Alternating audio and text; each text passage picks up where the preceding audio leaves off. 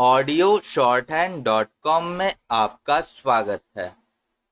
5 seconds. Start. Sir, this volume, the progress report for the year 1983-84 is before the House, and members will have discovered for themselves that this volume is replete with useful information.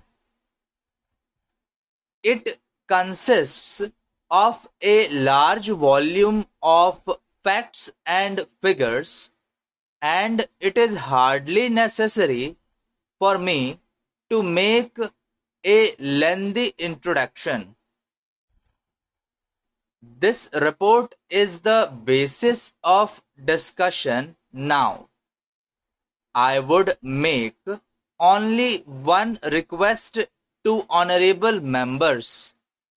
They will have a lot to say about the various aspects of our economic situation and economic progress of the country.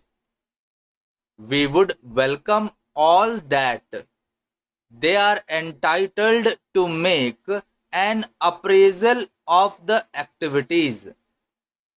Let it be a critical appraisal, and I hope, sir, that it will also be a fair appraisal.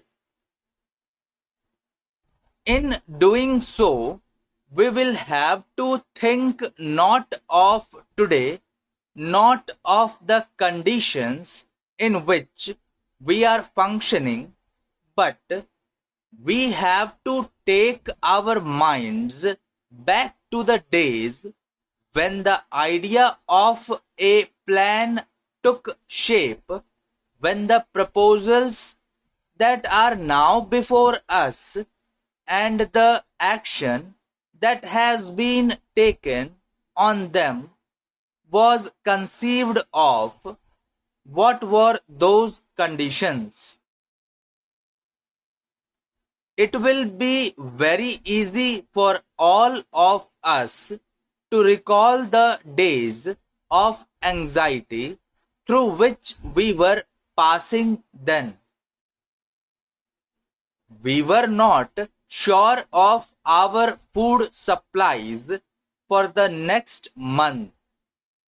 We were, as some people said, living from ship to mouth. We had a certain nervousness about our food supply.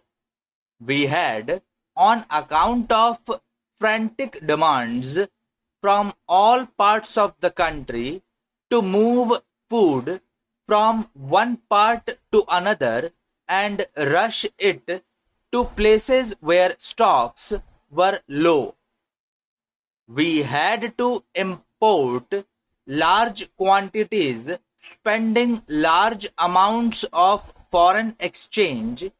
We had also to give heavy subsidies, and yet people were not satisfied, and they could not be. There were controls and there were difficulties experienced by many people. The quantities consumed then were low relatively to what a normal human being must consume. Sir, this was the situation in respect of food and in respect of other consumer goods also. Cloth was so difficult to obtain even to cover the minimum needs of an ordinary family.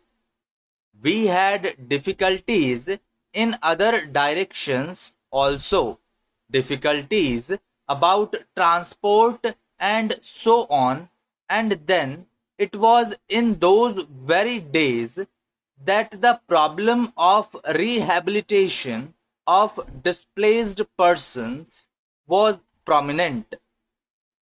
We had started tackling it, but we had not completed that yet. Prices were rising, and so many people felt that at those high prices an average family could not subsist. There were inflationary pressures, and so anything that we could do to relieve the situation, to increase production, to spend money making large investments, created those dangers of increasing inflation, of a further rise in prices. That was the dilemma. What is the position now? When we judge of ourselves today, we should not think of today. On the basis of conditions today, we determine the future and our future performance. But so far as the past is concerned, it is these conditions that determined our present. Thank you.